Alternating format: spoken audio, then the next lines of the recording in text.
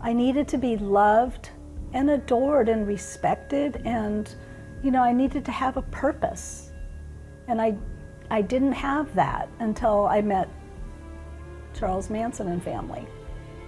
Diane Lake was a child of the 60s hippie movement. Her father led her on her first LSD trip when she was only 13 years old. That same year, her parents sold their Southern California home and moved the family into a bread truck where they could be free from societal restrictions. It was difficult living in a bread truck with 5 people. And so I was just uncomfortable. And when I thought what was God's voice telling me it's time to leave home, talked to my parents, and they wrote me a note. The note gave Diane permission to leave her parents and live as she saw fit, even though she was only 13. When she met Charles Manson and family, Diane quickly fell under the influence of the sex, drugs, and mind control he used to manipulate the girls who joined him. I needed to belong. I needed to be part of this movement, part of a family. It's part of his con that he was able to hone in on whatever a person's weaknesses were, whatever their needs were, and then fill it, provide it. I mean, he was a master at that, and he used it to manipulate. He made all of us, I think, feel individually that we were his favorite, that we were loved and adored. Manson distorted spiritual ideas and tried to convince Diane and others he was the Messiah. He would, talk things that came from the Bible, or Scientology, or who knows where, different aspects of life, and they made seem like he had an ability to make nonsense make sense. Diane was a devoted follower, giving her mind and body over to Manson's will and desires. You don't want to accept the truth. You don't want to accept the truth that you've committed yourself, or you've, given yourself over to a madman. It's hard. That's kind of the process that I'm going through now, is really realizing and accepting that I gave myself over to a madman. She endured physical, mental, and sexual abuse at the hand of Charles Manson and those he gave her away to. At times, it seemed more than she could handle. I was going to jump off a cliff after Charlie raped me. I was really hurt by that, and I was ready to jump off the cliff. I just didn't, I didn't feel like I belonged there anymore, but I didn't know where to go. As time went on, Manson's preaching became more violent.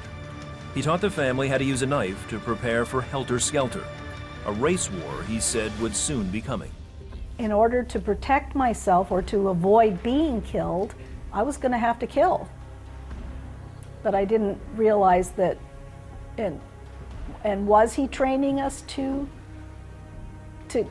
start helter-skelter, that we were going to go out and kill? I viewed it as a way that we might need this information to protect ourselves from being killed.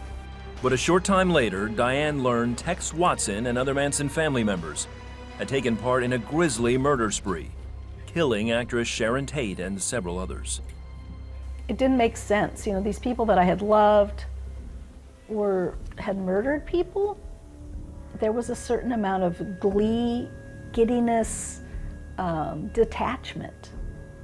They were almost like, as I remember thinking, they were kind of bragging about what they had done, and that just didn't seem right at all. And Tex was, when he first told me, he was like, I did this, Charlie told me. He was proud too. He was proud that he had done this because Charlie had asked him to. When Charles Manson and his family members were arrested, Diane became a key witness for the prosecution. And I was able to look, the girls and Charlie in the eye, and I was kind of afraid going in. It's like, is he going to have mind control over me? But he showed me his real colors, and that, with his antics in the courtroom, that it broke any lingering doubts about my affection for him, for sure.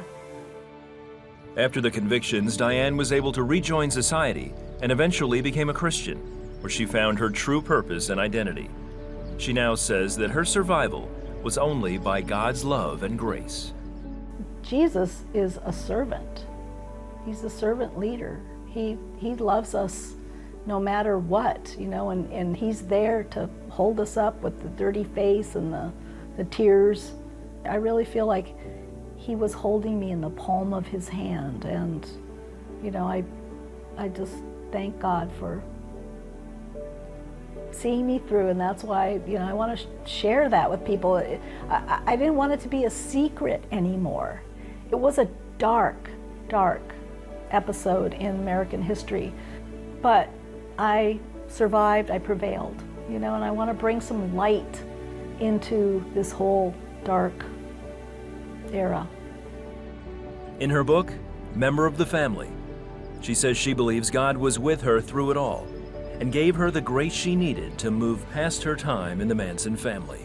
Now I really want to, you know, share this remarkable saving grace that I can only attribute to God. I mean, I've had I had a wonderful husband, have wonderful children, you know, great church family. It's only by the grace of God. So I'm thankful. I'm thankful for God. I'm thankful for Jesus Christ as my Savior.